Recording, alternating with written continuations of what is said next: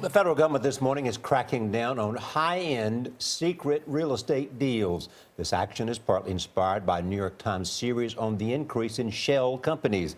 They allow buyers to make all-cash purchases and keep their identities hidden. The Times learned wealthy foreign buyers were using more high-end real estate as a safe deposit box. Louise Story is co-author of the Times series. The reporting is based on a 3-year investigation, and we're pleased to have her here. So what's the interest of the government here? Why are they trying to track this down? Is it all about taxes or what?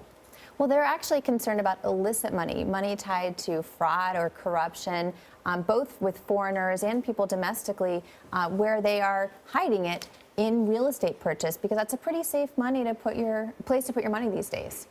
So who's doing it? So these are generally pretty wealthy people.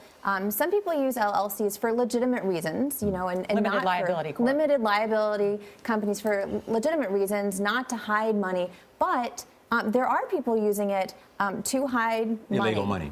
Mm-hmm. Yes. So what made you start looking into it? Were you surprised at what you found? Well, I first just started looking at where is illicit money going around the world, and I thought I would end up in the British Virgin Islands or Panama, and I was really surprised when I found out from law enforcement and a lot of other sources that, in fact, a lot of it is right here in the United States, in New York, in Los Angeles, in Miami, and because they told me that, then my colleague Stephanie Saul and I started digging into these condos and looking to see who was there. So what's wrong, Louise, with what's happening?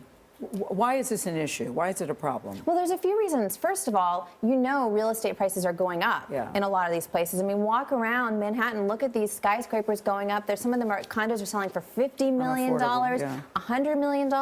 And this affects the character of our neighborhoods because a lot of the buildings are empty. People are putting money there, and prices. And the other reason this matters is, of course, if people have gotten this money through fraud or corruption, they have victims. Mm-hmm.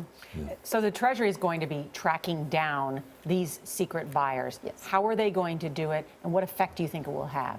Well, so for the first time, they've said to the real estate industry, ask some questions. I mean, before real estate could just shut their eyes and not even know who was buying. So the title insurance companies, which are involved in really every transaction, have to find out who is the person hidden behind these shell companies, and they have to tell the Treasury Department, and Treasury is going to put it in a database for law enforcement. Yeah, because you could pay all cash, no questions asked. That's what has been going on. Now they got a lot of questions. Now they've got a lot of questions. All right, and there are Louise some Story. bad actors, bad people who are funneling their money through this real estate as you have. It's a lot of money. Yeah, thank you, Louise. Louise Story, thank you very much. Thank you.